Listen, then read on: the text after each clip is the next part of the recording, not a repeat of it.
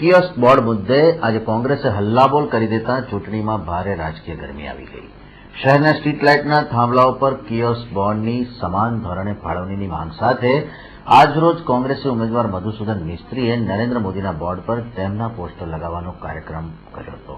લકડી પુલ ખાતેના કોંગ્રેસ કાર્યાલયની સામે જ આ કાર્યક્રમ યોજવામાં આવ્યો, જેમાં કોંગ્રેસના નરેન્દ્ર રાવત, ચંદ્રકાંત બથ્થુ, ચિરાગ ઝવેરી, મૌલિન વૈષ્ણવ સહિત અગ્રણીઓ જોડાયા હતા.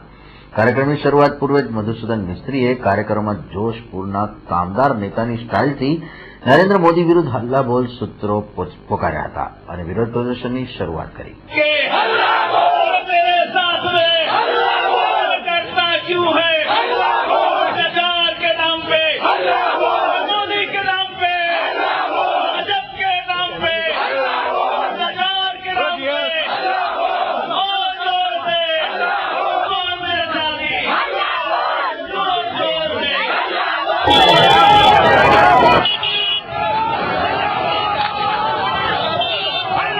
કાર્યાલય સામે આવેલ સ્ટ્રીટ લાઇટના થાંભલા પર લગાવવામાં આવેલ કિયોસ્ક બોર્ડ પર મધુસૂદન મિસ્ત્રીનું બેનર લગાવવાનો કાર્યકરોએ પ્રયાસ હાથ ધર્યો.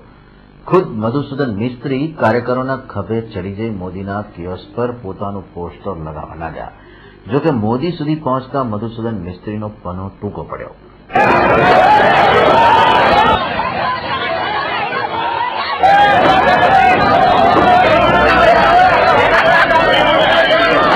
આ તબક્કે પોલીસ અને કોંગ્રેસી કાર્યકર્તાઓ વચ્ચે ઘર્ષણ થયું હતું. કાયદો અને વ્યવસ્થા જાળવવા પોલીસે કોંગ્રેસી કાર્યકર્તાઓની અટકાયતનો દોર શરૂ કર્યો. પોલીસે સામાન્ય બળપ્રયોગ કરી વિરોધ પ્રદર્શન કરી રહેલ કાર્યકર્તાઓને ડિટેન કર્યા હતા. નરેન્દ્ર મોદી સામે કોંગ્રેસના હલ્લાબોલ કાર્યક્રમને સફળ બનાવવા ભરપૂર પ્રયાસો વચ્ચે પોલીસે કોંગ્રેસ ઉમેદવાર મધુસૂદન મિસ્ત્રી સહિત કોંગ્રેસના અગ્રણીઓની અટકાયત કરી હતી. જેનો વિરોધ કરતા મહિલા કાર્યકર્તાઓ પોલીસની જીપ સામે બેસી ગયા હતા.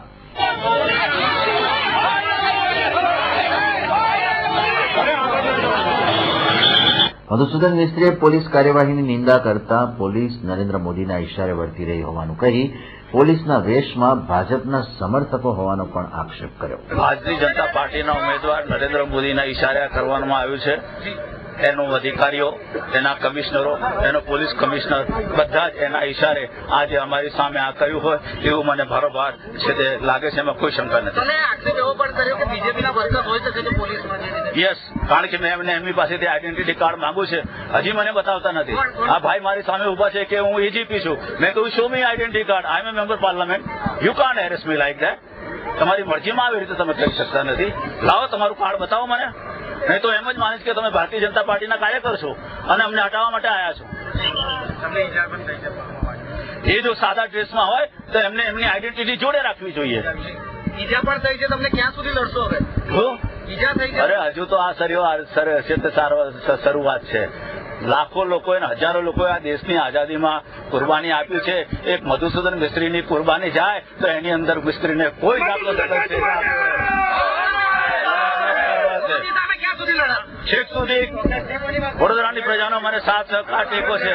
છેક સુધી લડીશ, છોડીશ નહીં.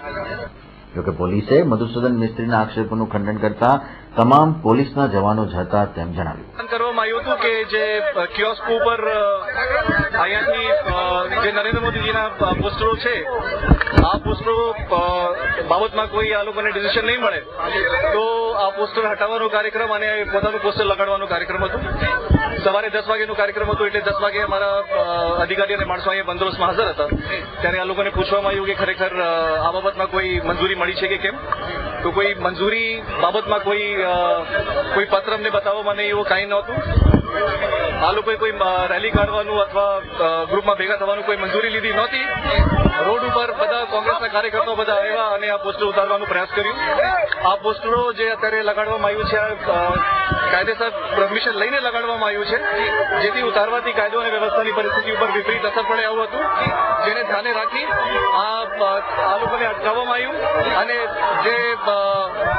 જે અહીંયા કાર્યકરો હતા આ કાર્યકરોને અત્યારે હાલ પૂરતું ડિટેન કરીને હેડક્વાર્ટર ખાતે લઈ જવામાં આવેલ છે. આગળની કાર્યવાહી અમે રિવ્યુ કરીને અત્યારે આ કહેવાની મુશ્કેલ છે, કારણ કે અત્યારે અમે અહીંયાથી વાહનો ભરીને મોકલ્યું છે.